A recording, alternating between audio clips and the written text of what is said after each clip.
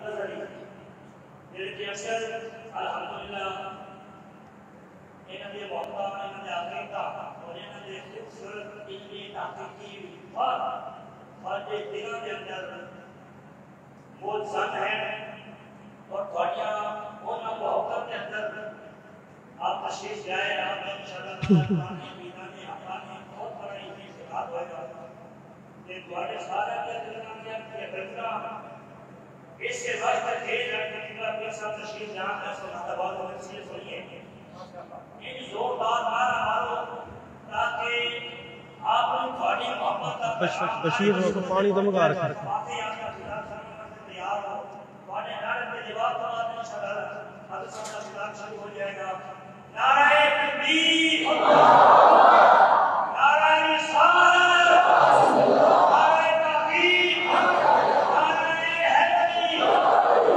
علی محمد شریف doctor پیر سید محمد اشرف شاہ صاحب صدیقی اڈاری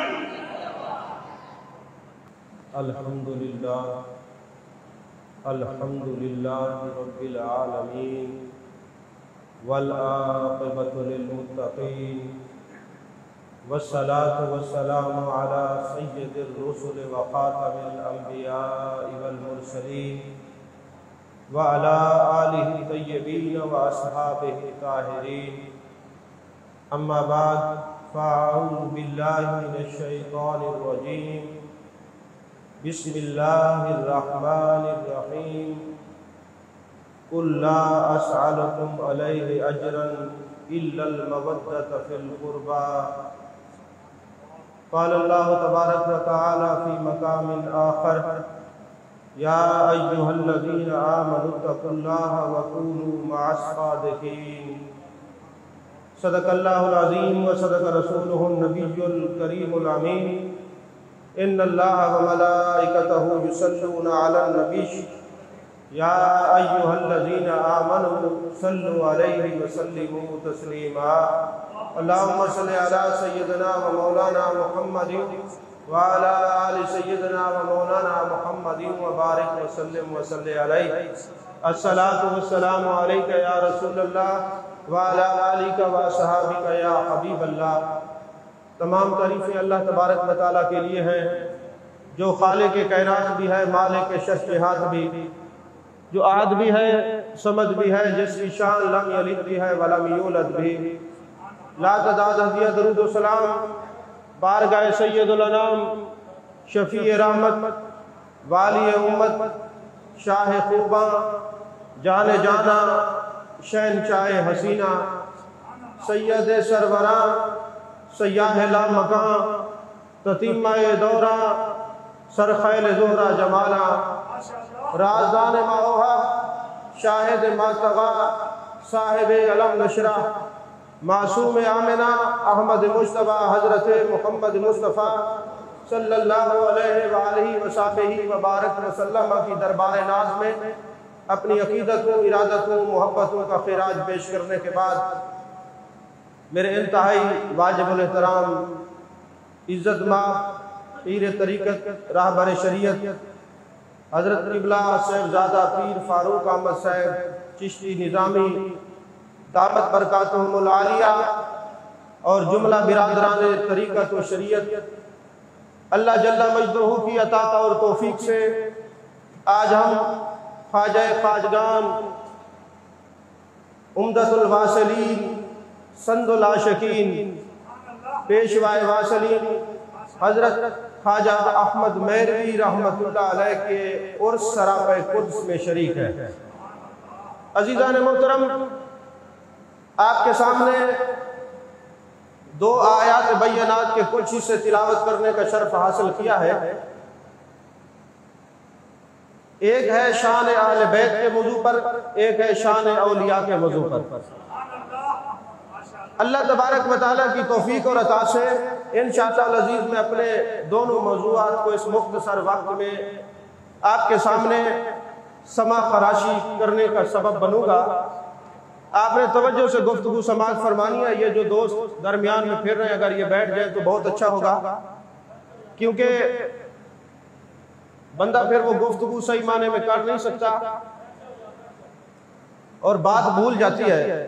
عزیزان محترم، شان اہل بیت کو سمجھنے سے پہلے ایک بات ذہن نشین رکھیں کہ الحمدللہ ثم الحمدللہ یہ خانقاہیں ایمان کا مرکز ہے، یہ خانقاہیں ادب کا مرکز ہے، یہ خانقاہیں عشق کا مرکز ہے۔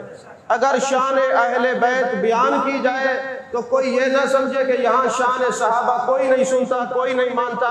الحمدللہ ہم دو آنکھیں رکھتے ہیں، ایک آنکھ ہماری عظمت صحابہ کے لیے ہے، ایک آنکھ ہماری عظمت اہل بیت کے لیے ہے۔ اللہ اکبر یا رسول اللہ۔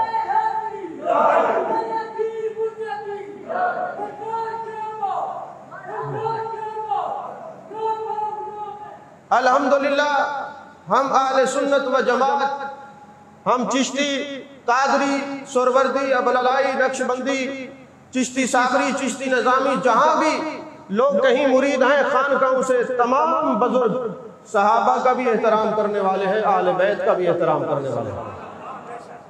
عزیزان محترم، اللہ تبارک و تعالیٰ نے فرمایا قُلْ لَا أَسْأَلُكُمْ عَلَيْهِ أَجْرًا إِلَّا الْمَوَدَّةَ فِي الْقُرْبَى۔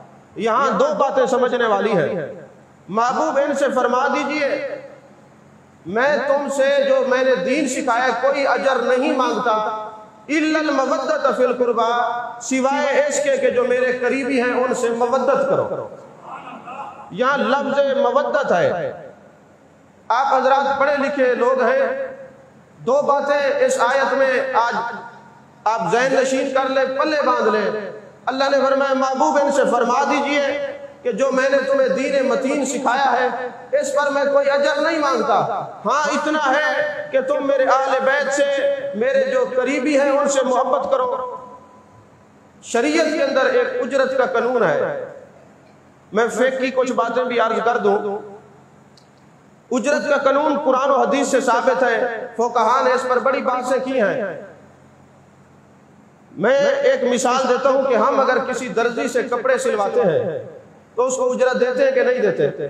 اگر پمپ لگواتے ہیں تو اس کو اجرت دیتے ہیں کہ نہیں دیتے؟ اچھا آج کل یہ رواج بنا ہوا ہے کہ اگر کوئی غریب درزی ہو نا، لوگ کپڑے سلوا لیتے ہیں مگر اجرت بھی ہضم کر دیتے ہیں، اجرت بھی کھا جاتے ہیں، نہیں دیتے۔ مسئلہ یہ یاد رکھیں، اگر کسی نے کسی سے کپڑے سلوائے اجرت پر اور اجرت نہیں دی، وہ کپڑے پہن کے نماز پڑھے گا، نماز نہیں ہوگی، روزہ رکھے گا، روزہ نہیں ہوگا، حج کرنے جائے گا، طواف کرے گا، عبادات کرے گا، تو جو اس نے اجرت ادا نہیں کی اس کا وہ نماز، روزہ، وہ حج، وہ طواف سارے اس کے منہ پہ مارے جائیں گے، کیونکہ اس نے اجرت ادا نہیں کی۔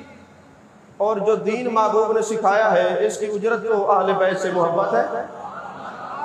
جو دین محبوب نے سکھایا ہے یہ اجرت اہل بیت سے محبت ہے۔ تو دوستو جو یہ کہتے ہیں کہ جدا پنج تن نال پیار نہیں، وہ دے کلمے دا اعتبار نہیں، یہ اسی آیت کا ترجمہ ہے۔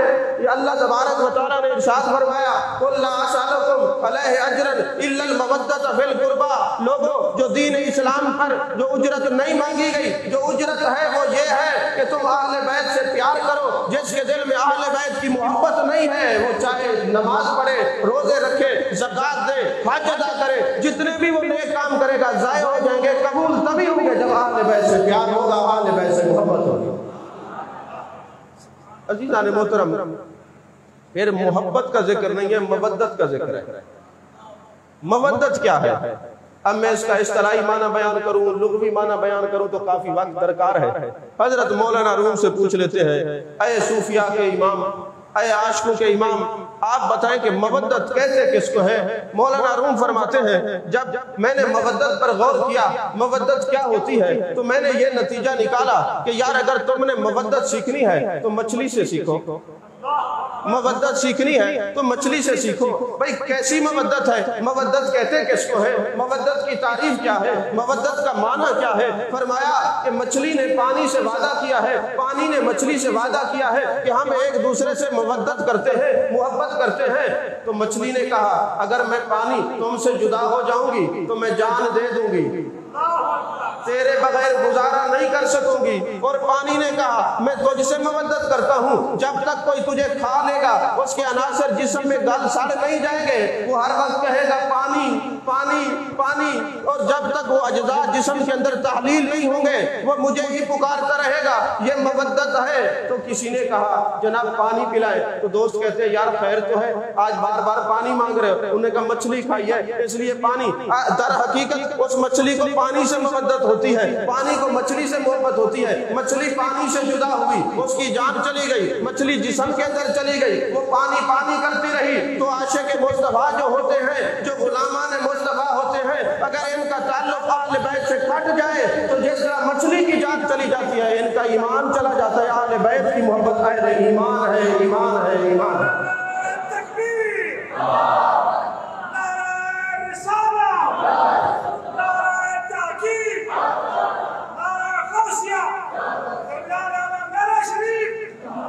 عزیزان محترم زندہ باد۔ عزیزان محترم میرے مصطفیٰ کریم صلی اللہ علیہ وسلم نے ارشاد فرمایا من مات علی حب آل محمد مات شہیدا، جو میری اولاد کی محبت میں مرے گا وہ شہادت کی موت مرے گا۔ اور شہید کہتے ہیں شہید اشد سے ہے، اس کا مادہ اشتقاق اشد سے ہے، اشد کا معنی ہے دیکھنا۔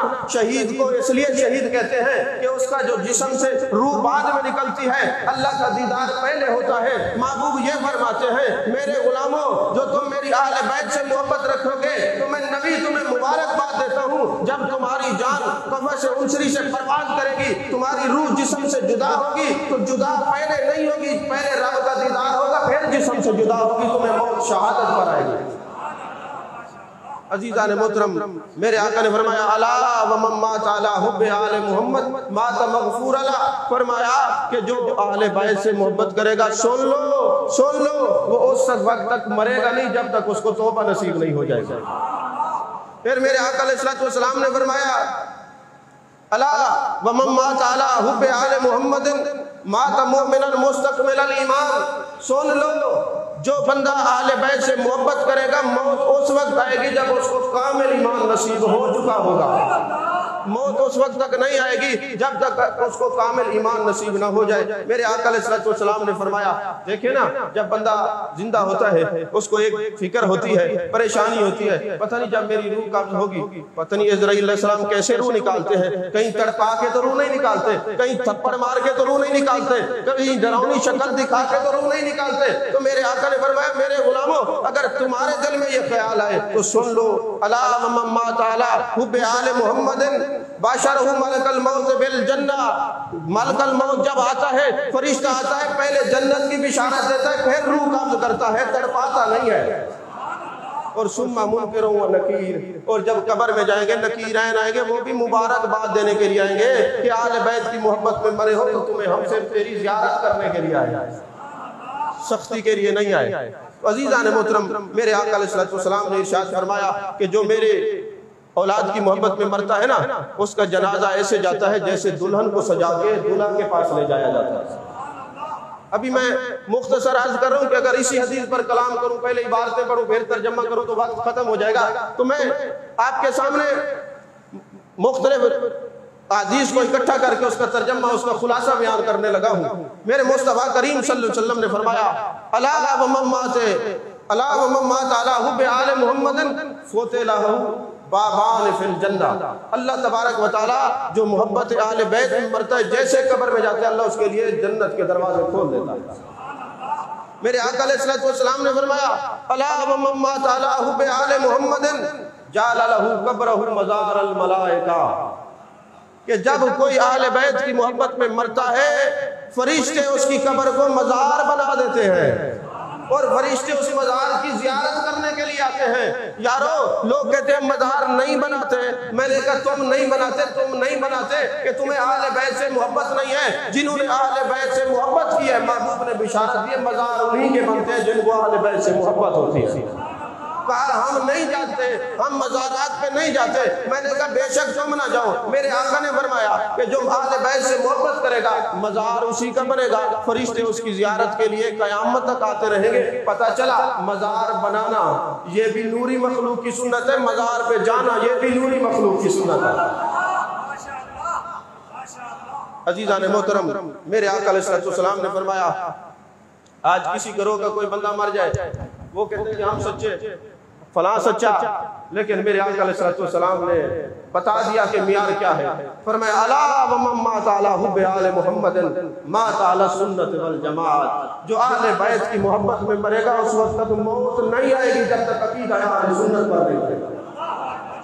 عزیزان محترم، میرے آقا کریم صلی اللہ علیہ وسلم نے فرمایا یہ تو تھی بشارت ہے، اب وعیدیں بھی دو عرض کر دیتا ہوں۔ میرے آقا علیہ السلام نے فرمایا الا من مات علی بغض آل محمد جاء یوم القیامہ مکتوبا ان عینیہ آیۃ من رحمت اللہ، کہ جو بندہ اہل بیت سے بغض رکھے گا جب مرے گا اس کے ماتھے پہ لکھا ہوگا، آنکھوں کے درمیان لکھا ہوگا کہ یہ جو مرا ہے یہ اللہ کی رحمت سے نا امید ہو کے مرا ہے، اس کو اللہ کی رحمت پر امید ہی نہیں ہے۔ تو پتہ چلا اللہ کی رحمت پر امید رکھنے والے وہی لوگ ہیں جو اہل بیت سے پیار کرنے والے۔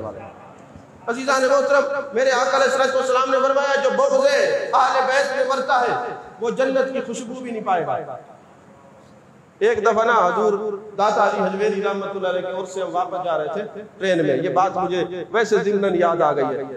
تو ٹرین میں بیٹھے ہوئے تھے تو کچھ لوگ وہاں پہ آ گئے ٹرین کے اندر، تبلیغ کرنے لگ گئے۔ تو میرے ساتھ ایک دوست تھے، مجھے کہنے لگے حضرت اجازت ہے میں ان سے گپ شپ لگا لوں؟ میں کہ جی لگا لیں۔ وہ ان کو جا کے کہتے ہیں یہ سامنے جو حضرت صاحب بیٹھے ہیں نا برتھ کے اوپر، ان کو جائیں تبلیغ کریں۔ اب وہ میرے پاس آ گئے، اکٹھے ہو کے تبلیغ کرنے لگ گئے۔ تو مجھے آتے انہوں نے کہا حضرت کہاں سے آئے؟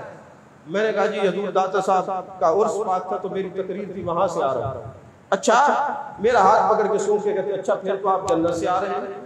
میں نے کہا الحمدللہ۔ میرے آقا علیہ السلام نے فرمایا قبر المومن روضۃ من ریاض الجنہ، کہ مومن کی قبر جنت کے باغوں میں سے باغ ہے۔ جب کوئی بندہ کسی ولی کی مزار پہ جاتا ہے، جب کوئی بندہ کسی ولی کے دربار پہ جاتا ہے گویا وہ جنت کے باغات میں سے ہو کے آیا ہے، وہ جنت کے باغات میں سے ہو کے آیا ہے۔ تو لہذا الحمدللہ میں جنت سے ہو کے آ رہا ہوں۔ تو میرا ہاتھ سون کے کہتا ہے جناب والا پھر آپ کے جسم سے جنت کی خوشبو نہیں آ رہی۔ میں نے کہا کیسے آئے گی؟ میرے آقا نے فرمایا جہنمی جنت کی خوشبو بھی نہیں سونگ سکے گا، جہنمی جنت کی خوشبو بھی نہیں سونگ سکے گا۔ جنت کی خوشبو اسی کو ہوگی جس کا تعلق جنت سے ہوگا یا اہل جنت والا ہوگا۔ عزیزان محترم، میرے آقا علیہ السلام نے فرمایا وَمَن مَّاتَ عَلَىٰ بُغْضِ أَهْلِ بَيْتِي فَلَا نَصِيبَ لَهُ وَلَا شَفَاعَتِي، یاد رکھو جو میری اہل بیت سے بغض رکھے گا میری شفاعت کی امید نہ کرے گا، اس کی شفاعت نہیں کروں گا، شفاعت اسی کی کروں گا جو میری اولاد سے پیار کرنے والا ہوگا۔ عزیزان محترم، ایک بات یہاں میں عرض کر دوں، میرے آقا علیہ السلام نے فرمایا اصحابی کالنجوم، میرے صحابہ ستاروں کی مانند ہے، جو ان کی پیروی کرے گا فلاح پا جائے گا۔ اور میرے اہل بیت نوح علیہ السلام کی کشتی کی مانند ہے، جو کشتی سے اترے گا غرق ہو جائے گا۔ آپ دونوں باتوں کو سامنے رکھیں، غور کریں محبوب نے اپنے صحابہ کو ستارے کیوں فرمایا ہے اور اہل بیت کو کشتی کیوں فرمایا ہے؟ جب آپ غور کریں گے، کیونکہ میرا تعلق نیوی سے بھی رہا ہے تو مجھے یہ مثال دیتے ہوئے جھجک بھی نہیں محسوس ہو رہی کہ جو لوگ بحری جہاز پہ سفر کرتے ہیں یا کشتی پہ، رات کو جو سفر کرنے والے ہوتے ہیں نا، 4 ستارے ہیں، ایک مشرق کا ہے، ایک مغرب کا ہے، ایک شمال کا ہے، ایک جنوب کا ہے۔ جس نے مشرق سفر کرنا ہو وہ ستارے کو فالو کرتا ہے، جس نے مغرب جانا ہو وہ ستارے کو دیکھتا ہے، جس نے شمال جانا ہو شمال کے ستارے کو دیکھتا ہے، جس نے جنوب جانا ہو وہ ستارے کو دیکھتا ہے۔ جیسے ہی دیکھنے والے کی نظر ستارے سے ہٹتی ہے وہ بھٹک جاتا ہے، پھر پتہ نہیں کشتی بچے نہ بچے، ڈوب جاتا ہے، پھر وہ خود ملے نہ ملے، مچھلیوں کی نظر ہو جائے، جب تک ستاروں کو فالو کرتا رہتا ہے وہ بھٹکتا نہیں۔ اسی طرح کشتی جا رہی ہو میدان کے اندر، سمندر کے اندر، دریا کے اندر، اور کوئی کہے میں کشتی سے اترتا ہوں، کنارہ ابھی نہیں ملا، ابھی وہ منجدار میں ہے، ابھی بیچ میں ہے، جیسے وہ کشتی سے اترے گا غرق ہو جائے گا۔ تو محبوب نے اپنے صحابہ کو ستارہ اس لیے فرمایا، اہل بیت کو کشتی اس لیے فرمایا کہ اگر تم دامن صحابہ چھوڑو گے تو گمراہ ہو جاؤ گے، دامن اہل بیت چھوڑو گے تو غرق ہو جاؤ گے۔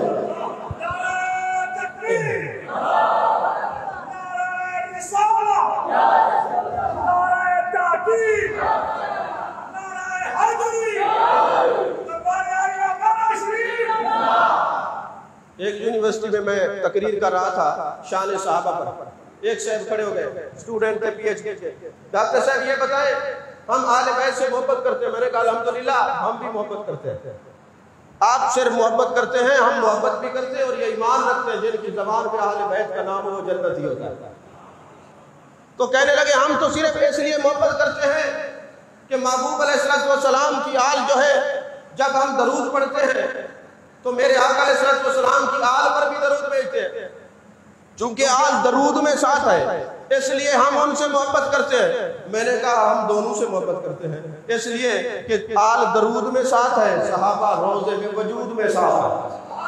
ہم درود والوں سے بھی پیار کرتے ہیں، ہم وجود والوں سے بھی پیار کرتے ہیں. اس کے علاوہ اور حدیث پاک ہے جب کسی بندے کو فرشتے ان کا پیکر خاکی تیار کرتے ہیں تو جس جگہ اس نے دفن ہونا ہوتا ہے وہاں کی مٹی اس جسم میں شامل کرتے ہیں. جس جگہ اس نے دفن ہونا ہے وہ مٹی، ہر بندہ اپنی قبر کی مٹی اپنے ساتھ لیے پھرتا ہے. حدیث پاک ہے جس جگہ اس نے دفن ہونا ہے وہاں کی مٹی اس کے وجود کے اندر ہے. تو دوستو جو میرا شریف کی سرزمین پہ دفن ہوتے ہیں مبارکباد کے قابل ہیں کہ ایک ولی کامل کے دامن میں دفن ہوتے ہیں. ان کا خمیر کون سی مٹی سے بنایا ہے؟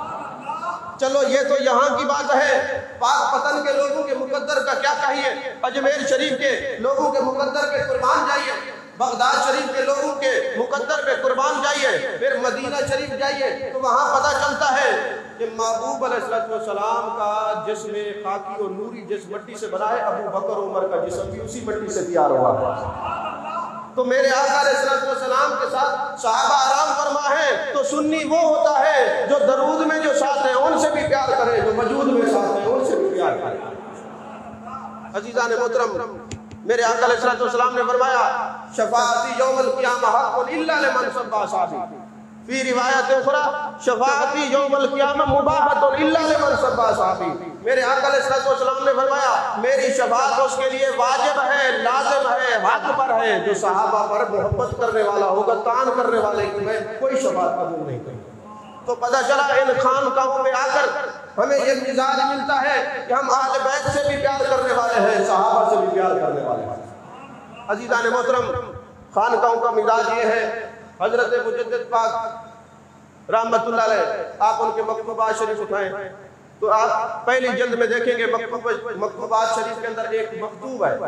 آپ فرماتے ہیں کہ میں ایک دن رات کو سو رہا تھا، میں نے دیکھا محبوب علیہ السلام کی جلوہ گری ہے. یہ عام آدمی نہیں ہے، خواب دیکھنے والا نقش بند سلسلے کا امام ہے. حضرت مجدد الافسانی رحمت اللہ علیہ، مجددی سرہندی رحمت اللہ علیہ آپ فرماتے ہیں میں نے خواب دیکھا میرے آقا علیہ السلام کی جلوہ گری ہے اور میں محبوب کے سامنے جاتا ہوں. تو مجدد پاک فرماتے ہیں جیسے میں محبوب کے سامنے جاتا ہوں میرے آقا نے نظریں پھیر لی. میں نے عرض کی حضور مجھ سے کوئی خطا ہو گئی ہے، مجھ سے کوئی غلطی ہو گئی ہے، آپ اپنی نظر ناز کو مجھ سے دور کر رہے ہیں. میرے آقا نے فرمایا مجدد ایک بات یاد رکھنا، میں کھانا حضرت عائشہ کے گھر سے کھاتا ہوں. بات کو سمجھیں ذرا. بس یہ فرمایا خاموش ہو گئے. اب میں بیٹھا رہا غور کرتا رہا کہ میرے مصطفیٰ کریم صلی اللہ علیہ وآلہ وسلم نے مجھے کیوں فرمایا کہ میں کھانا حضرت عائشہ پاک رضی اللہ تعالیٰ عنہ کے گھر سے کھاتا ہوں. سوچتے سوچتے مجھے بات یاد آئی کہ جب میں فاتحہ شریف پڑھتا ہوں نا میں سب کا نام لیتا ہوں مگر حضرت ام المومنین حضرت عائشہ پاک کا نام بھول جاتا ہوں. اس لیے شاید میرے مصطفیٰ کریم صلی اللہ علیہ وآلہ وسلم نے یہ ارشاد فرمایا. فرماتے میں نے شروع کر دیا، چند دن گزرے تھے پھر مجھے آقا کریم صلی اللہ علیہ وآلہ وسلم کی زیارت نصیب ہوئی. میرے آقا نے فرمایا مجدد تم صحیح سمجھے بات بھی یہی تھی اس لیے میں نے تجھ سے منہ موڑا تھا. تو میرے آقا علیہ السلام نے فرمایا اپنی اولاد کو 3 چیزیں سکھاؤ. میری محبت سکھاؤ، میری اولاد کی محبت سکھاؤ اور تلاوت کلام مجید کی محبت سکھاؤ. عزیزان محترم، ایک بار بخاری شریف کی حدیث پاک ہے میرے آقا علیہ السلام حضرت امام حسن مجتبی رضی اللہ تعالیٰ عنہ وعلیہ السلام دونوں باتیں ٹھیک ہیں.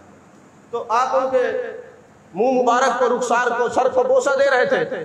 تو ایک قبیلہ آیا اس نے کہا سردار بولا حضور یہ کیا کر رہے ہیں آپ؟ امام الانبیاء ہو کر سید المرسلین ہو کر آپ ایک بچے کو بوسے لے رہے ہیں، ان کے سر کو چوم رہے ہیں، ان کے رخسار پہ بوسہ دے رہے ہیں. تو میرے آقا علیہ السلام نے فرمایا مجھے اللہ نے رحمت للعالمین بنا کے بھیجا ہے نا، اگر تمہارے اندر رحمت کا عنصر موجود نہیں ہے تو میں کیا کروں؟ تو محبوب علیہ السلام نے حضرت حسن پاک میں سر کے بوسے لیے. اور یہاں بوسے سے مجھے ایک بات یاد آئی ہے, اگر آپ کے قلب ناظرین پر گرا نہ گزرے تو عرض کر دو. ایک مسئلہ ہے, خانقاہ ہے, میسج لے کے جائیں.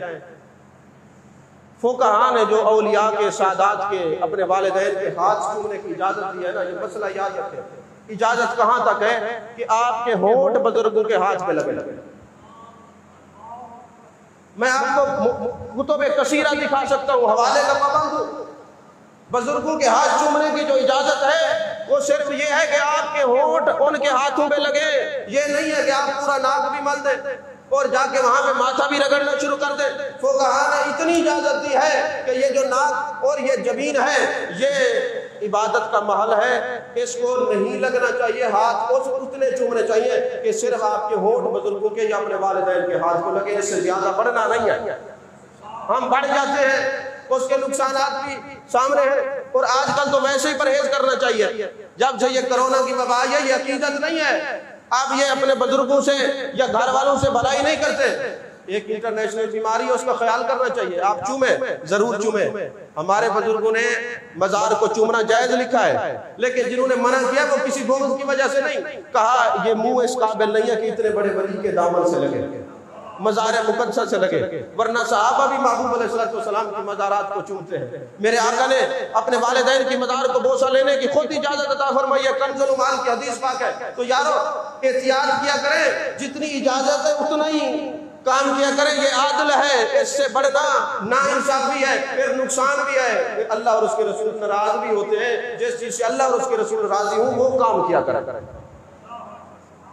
اب آپ سبحان اللہ نہیں کہیں گے کیونکہ سخت بات کر دیا نہ کہیں. میرا مزاج بھی نہیں ہے کہ کوئی سبحان اللہ کہے, میں نے تو مسئلہ بتانا ہے. عزیزان محترم, میرے آقا علیہ السلام نے فرمایا میری محبت, میرے صحابہ کی محبت, میرے اہل بیت کی محبت میری امت پر فرض ہے. توجہ ہے آپ کی. میری محبت, میری اولاد کی محبت, میرے اہل بیت کی محبت میری امت پر فرض ہے. آپ یہ لفظ میری پر غور کریں. میرے آقا نے فرمایا میری محبت, میری اولاد کی محبت, میرے اصحاب کی محبت میری امت پر فرض ہے. مجدد پاک مکتوبات شریف میں اسی کی تشریح کرتے ہوئے فرماتے ہیں جن کو محبوب میرا کہہ دے گا وہی اہل بیت سے بھی پیار کرے گا, وہی صحابہ سے بھی پیار کرے گا. عزیزان محترم, میرے آقا علیہ السلام کہ صحابی حضرت ابو ہریرہ رضی اللہ تعالیٰ عنہ حضرت امام حسن مجتبیٰ کے قدموں کو بوسہ دے رہے.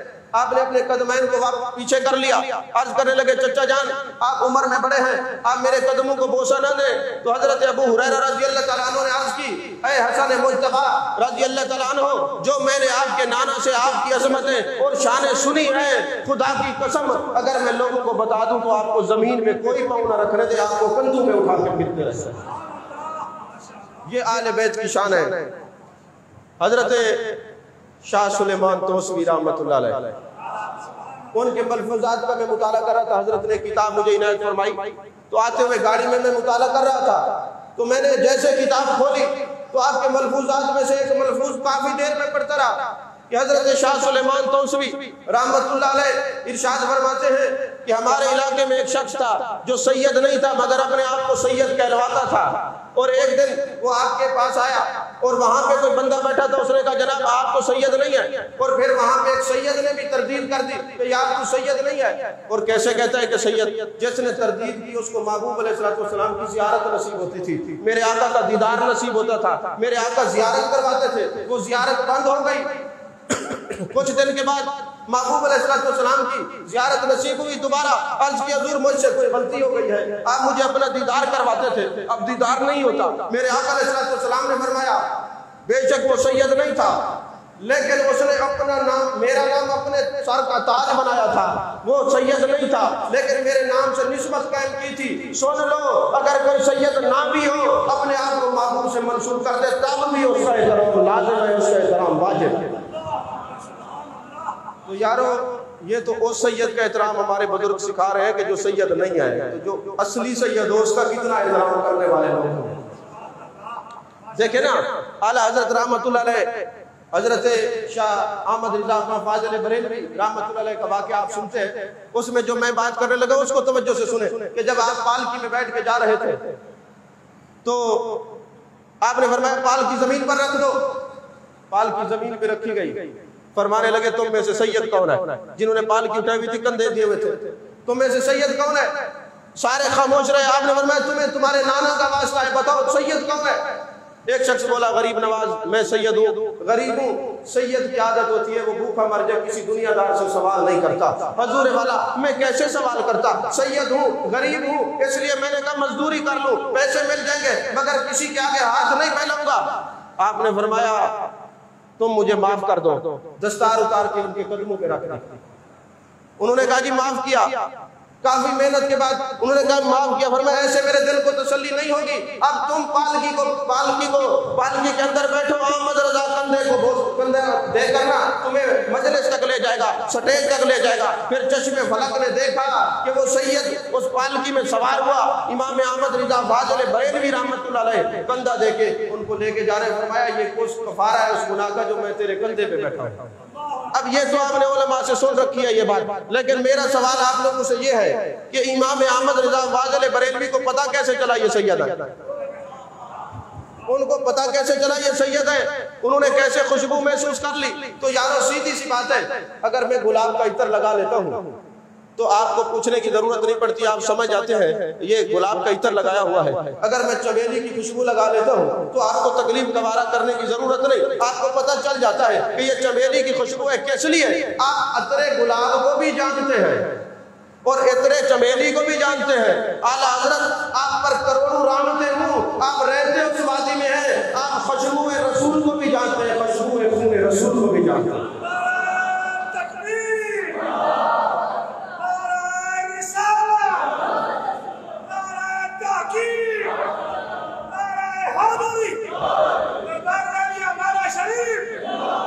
اور پھر ہمارے بزرگوں نے تو دنیا سے جا کے بھی سید کا احترام سکھایا ہے۔ میرے ملک میں واقعہ ہے، آپ نے پڑھا ہوگا کہ حضرت بابا فضل الدین کلیامی رحمۃ اللہ علیہ، حضرت تاجدار گولڑا حضور سیدنا پیر میر علی شاہ رحمۃ اللہ علیہ کے ساتھ بڑا یارانہ تھا، بڑی محبتیں تھی، بڑا آنا جانا تھا۔ ایک دن عرض کرنے لگے حضور جب میں دنیا سے چلا جاؤں میرا جنازہ آپ نے پڑھانا ہے۔ بات ہو گئی، موبائل کا زمانہ نہیں تھا، پی ٹی سی ایل موجود نہیں تھا۔ ایک دن صبح حضور سیدنا پیر میر علی شاہ رحمۃ اللہ علیہ فرمانے لگے میری سواری تیار کرو، بابا فضل الدین کلیامی کا جنازہ پڑھانا ہے۔ تیار ہو کے جب آئے نا تو گھر سے تھوڑا پہلے ایک جگہ پہ دیکھتے ہیں بابا فضل الدین کلیامی بیٹھے ہوئے ہیں۔ آپ نے فرمایا بابا ہم تو تیرا جنازہ پڑھانے کے لیے آئے ہیں اور آپ یہاں پہ زندہ بیٹھے ہیں۔ انہوں نے جواب دیا حضور جس باڈی کا آپ نے جنازہ پڑھانا ہے وہ اپنے گھر میں رکھی ہوئی ہے، میں تو سید کا احترام کرنے کے لیے اٹھ کے آیا ہوں تاکہ سید کا استقبال ہو جائے۔ ہر کے عاشق شد جمال ذات را، وسط سید در جملہ موجودات را۔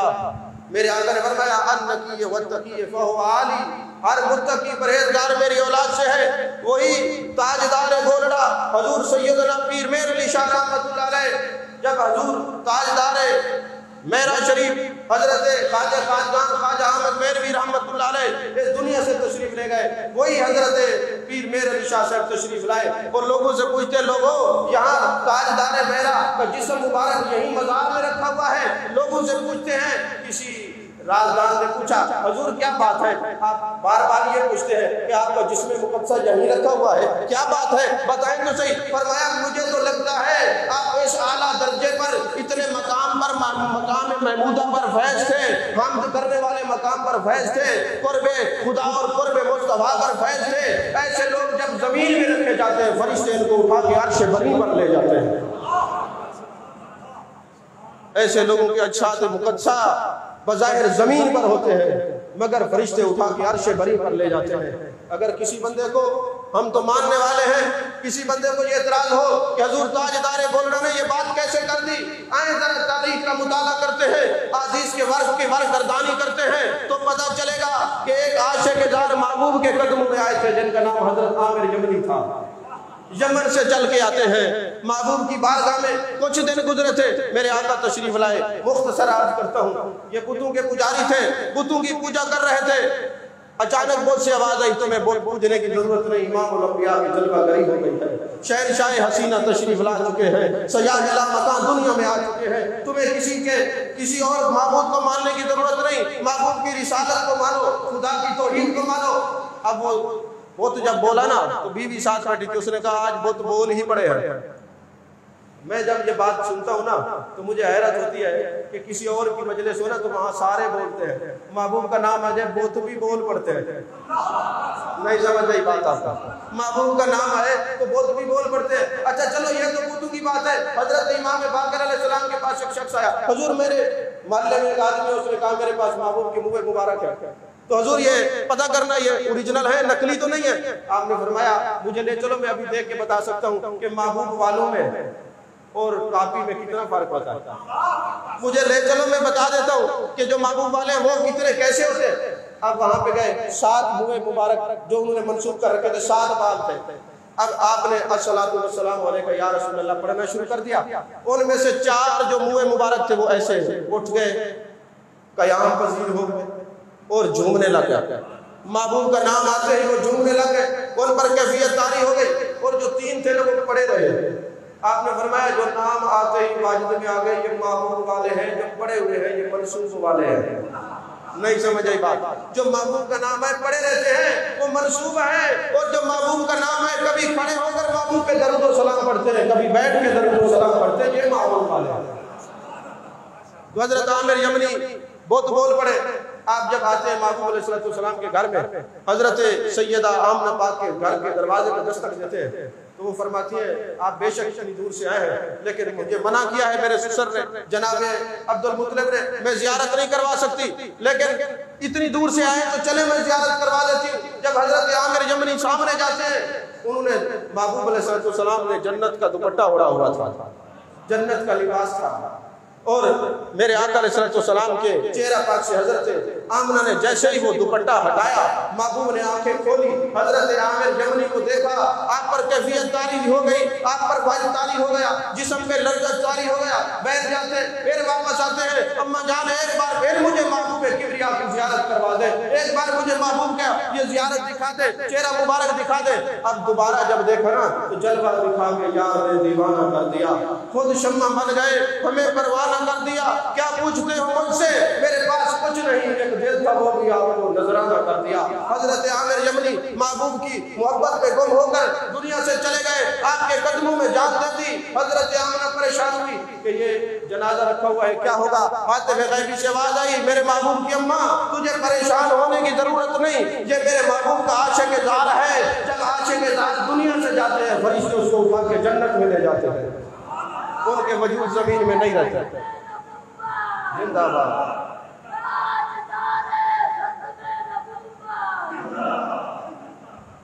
وہ زمین پر ان کے وجود نہیں رہتے، فرشتے اٹھا کے عرش بری پر لے جاتے ہیں۔ اسی طرح حضرت حنظلہ رضی اللہ تعالیٰ عنہ جب جنگ احد ہوتی ہے، اسی دن آپ کی شادی ہوتی ہے، غسل آپ پر واجب تھا۔ اب آزاد کے لوگوں جنگ احد کے لیے میرے آقا علیہ السلام کا حکم نامہ جاری ہو چکا ہے، سارے چلو۔ اب وہ جو صحابیہ تھی وہ بھی تو محبوب کی صحابیہ تھی نا، تو گھر والی سے مشورہ کرتے ہیں کہ ابھی بلاوا آ گیا ہے جنگ کے لیے، مجھے بلایا جا رہا ہے، میرے اوپر غسل واجب ہے، میں کیا کروں؟ جب انہوں نے کہا میرے اوپر غسل واجب ہے کیا کروں، تو وہ صحابیہ بھی تھی، فقیہ بھی تھی، انہوں نے کہا جناب آپ نے قرآن نہیں پڑھا، یا ایھا الذین آمنوا استجیبوا للہ وللرسول اذا دعاکم لما یحییکم، اے ایمان والو جب اللہ اور اس کا رسول بلائے جو کچھ بھی کر رہے ہو فوراً آ جاؤ، اگر ابدی حیات چاہتے ہو، اگر ابدی حیات چاہتے ہو تو فوراً آ جاؤ، آپ کو اسی طرح جانا چاہیے۔ حضرت حنظلہ رضی اللہ تعالیٰ عنہ اسی طرح بغیر غسل کیے جنگ احد میں چلے گئے، وہاں پہ شہید ہو گئے۔ شہید ہونے کے بعد صحابہ نے عرض کی یا رسول اللہ صلی اللہ علیہ وآلہ وسلم سب کے جنازے رکھے ہوئے ہیں، حضرت حنظلہ کا وجود مسعود نظر نہیں آ رہا۔ میرے آقا علیہ السلام نے فرمایا پھر تلاش کرو۔ جب دوبارہ تلاش کیا تو آپ کی داڑھی سے پانی گر رہا تھا، آپ کی زلفوں سے پانی گر رہا تھا، آپ کے کپڑے جناب والا گیلے تھے، غسل دیا ہوا تھا۔ حالانکہ مسئلہ ہے کہ شہید جس کپڑوں میں شہید ہو جائے ان کو غسل دینے کی ضرورت نہیں، ویسے تدفین کر دو، کیونکہ ان کے خون کی جو خوشبو ہوگی قیامت والے دن عنبر اور کستوری سے زیادہ معمور ہوگی، معطر ہوگی۔ لیکن صحابہ نے عرض کی یا رسول اللہ صلی اللہ علیہ وسلم ابھی تو یہ گیلے نہیں تھے، داڑھی سے پانی گر رہا ہے، زلفوں سے پانی گر رہا ہے، تو حضور والا یہ کیا معاملہ ہے؟ میرے آقا علیہ السلام نے ارشاد فرمایا چونکہ ان پر غسل واجب تھا، یہ میدان جنگ میں آئے ہیں، تو فرشتے اٹھا کے ان کو لے گئے جنت میں، تسنیم اور تسنیم کوثر کے پانی سے غسل دے کر دوبارہ لے کے آئے ہیں۔ تو پتہ چلا جو محبوب کے ہر بلاوے پہ لبیک کہتے ہیں، جب دنیا سے جاتے ہیں دنیا والے زمین میں دیکھتے ہیں، فرشتے ہاتھ سے زمین میں اٹھا کے لے جاتے ہیں۔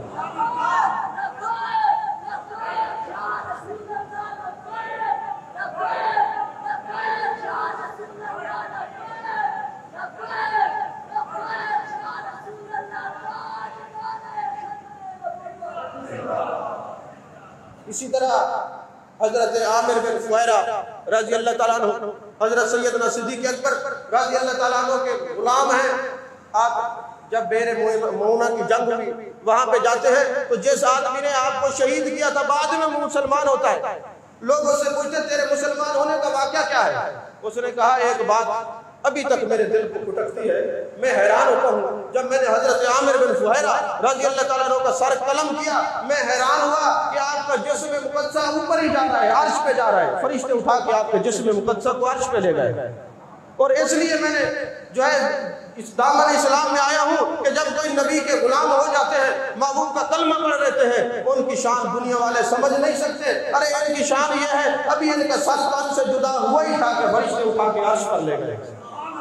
تو پتہ چلا حضرت سیدنا پیر میر علی شاہ صاحب کا فتویٰ غیر شرعی نہیں ہے، ان کی بات کوئی ایسے نہیں ہے کہ انہوں نے کوئی ایسے ہی استدلال کر لیا۔ آخر وہ عالم بعمل تھے، فقر اللہ تھے، ہر وقت اللہ کی بارگاہ میں رجوع رکھنے والے تھے۔ انہوں نے جو آپ خواجہ خاقان حضرت خواجہ احمد مہروی رحمۃ اللہ علیہ کے بارے میں فرمایا ہے ایسے نہیں فرمایا، اور قرآن اس بات کا گواہ ہے۔ فالمدبرات امرا کے تحت آپ تفسیر روح المعانی اور روح البیان اٹھا کے دیکھیں، وہاں پہ علامہ اسماعیل حقی نے اور سید محمود بغدادی علوسی رحمۃ اللہ علیہ نے یہ بات کیا ہے کہ دو مقام ہے جب دنیا سے کوئی بندہ جاتا ہے، یا وہ سجین میں جاتا ہے یا علیین میں جاتا ہے۔ جو علیین میں جاتا ہے وہ نیک ہوتا ہے، جو سجین میں جاتا ہے وہ گناہگار ہوتا ہے۔ سجین تو ہو گئے قید، علیین والے کیا کرتے رہتے ہیں؟ یہ بات کی ہے انہوں نے کہ جو علیین والے ہیں وہ کیا کرتے رہتے ہیں؟ انہوں نے کہا اللہ تبارک و تعالیٰ ان کو اجازت دیتا ہے وہ جنت میں چلے جائیں تب بھی جا سکتے ہیں، وہ جناب والا زمین پہ سیر کریں تب بھی کر سکتے ہیں، وہ مریدین کے گھر میں جائیں جب بھی جا سکتے ہیں، وہ مریدین کے دوستوں کی مدد کریں تب بھی کر سکتے ہیں۔ اللہ ان کو گھماتا پھراتا رہتا ہے، اپنے عشق سے جہاں بھی چاہے وہ جا سکتے ہیں، چاہے وہ زمین پہ رہے چاہے وہ عرش بری پہ چلے جائیں۔ عزیزان محترم،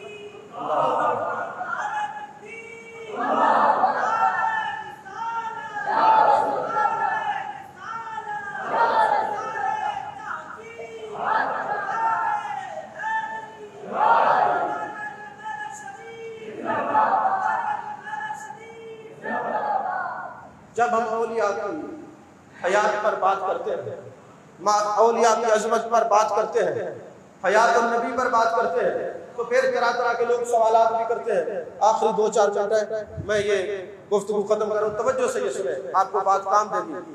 جب ہم حیات النبی پر بات کرتے ہیں تو لوگ سوال کرتے ہیں کہ جناب آپ کہتے ہیں ہمارے نبی زندہ ہے، تو زندہ ہے واللہ، تو زندہ ہے واللہ، میری چشم عالم سے چھپ جانے والے، یہ آپ کے اعلیٰ حضرت کا یہ شعر ہے، تو ہمیں بتائیں محبوب کی عمر مبارک کتنی ہے؟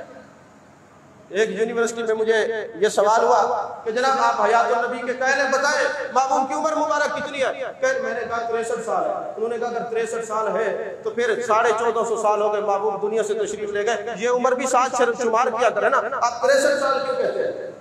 میں نے کہا یہ دلیل کسی اور سے مانگو، ہم نے اپنے بزرگوں کے جوتیاں اٹھائی ہیں، ان کے قدموں میں بیٹھ کے پڑھا ہے، یہ دلیل کسی اور سے، تیری دلیل کسی اور کو متاثر کر سکے گی؟ جو اولیاء کے دامن میں بیٹھنے والے ہیں کسی بد مذہب کے دلائل کسی کو جو ہے اپنی طرف راغب نہیں کر سکتے۔ میرا سوال تم سے یہ ہے کہ جب تو ماں کے پیٹ میں تھا، 4 ماہ کے بعد تیرے اندر روح ڈلی، 5 ماہ تو وہاں زندہ رہا، 9 مہینے کے بعد برآمد ہوا، تو مجھے یہ بتا کہ جو 5 ماہ تو اپنی ماں کے پیٹ میں رہا زندہ تھا یا مردہ تھا؟ کہنے لگا زندہ تھا، تو میں نے کہا جب پیدا ہوتا ہے تو ڈیٹ آف برتھ پہ وہ 5 مہینے کیوں نہیں لکھتا؟ نہیں سمجھ آئی بات؟ جب پیدا ہوتا ہے تو ڈیٹ آف برتھ پہ وہ 5 مہینے کیوں نہیں لکھتا؟ کہنے لگا ماں کے پیٹ میں تھا، وہ جہان اور ہے اس لیے عمر میں شمار نہیں۔ میں نے کہا معمول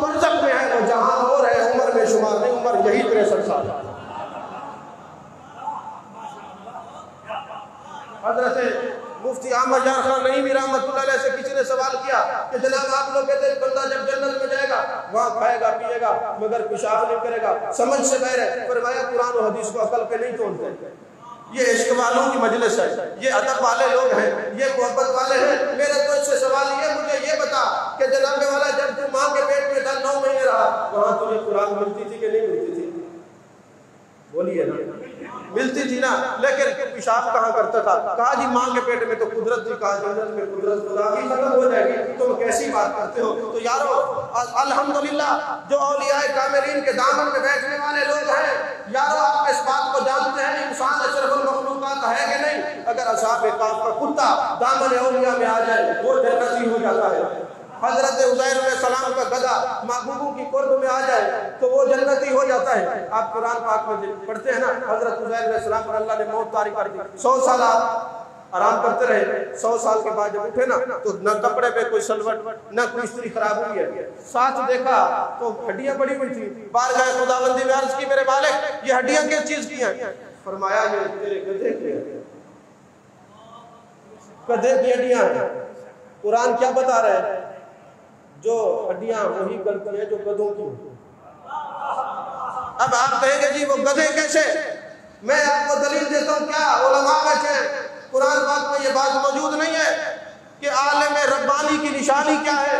عالم ربانی وہ ہوتا ہے جو معبود کی عظمتوں کو بیان کرے اور جو عظمتوں کو چھپائے۔ اللہ نے فرمایا کمثل الحمار، نہیں سمجھ آئی، وہ گدھے کی مانند ہے۔ تو حضرت قرآن یہ بتا رہے، حضرت عزیر علیہ السلام نے دیکھا کہ یہ گدھا ہے اور یہ گل چکا ہے، فرمایا دعا کر تیری دعا سے دوبارہ زندہ کر دیں گے، بے شک گدھا ہے، دوبارہ زندہ ہو گیا۔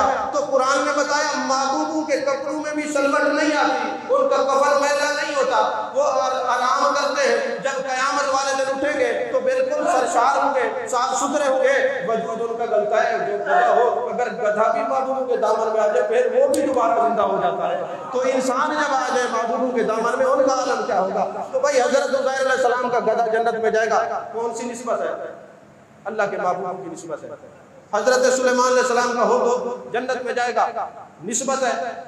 محبوب کی قصبہ اونٹنی جنت میں جائے گی، نسبت ہے۔ حضرت یونس علیہ السلام کی مچھلی جنت میں جائے گی، نسبت ہے۔ ہم اس لیے صاحب قسمت بھی ہیں، صاحب نسبت بھی ہیں کہ اللہ والوں کے دامن سے اپنے آپ کو وابستہ کرتے ہیں کہ اگر ان کے در پہ کتا بیٹھے وہ جنتی ہو جاتا ہے، انسان بیٹھے تو ان کے جنتی ہونے کا کیا عالم ہے؟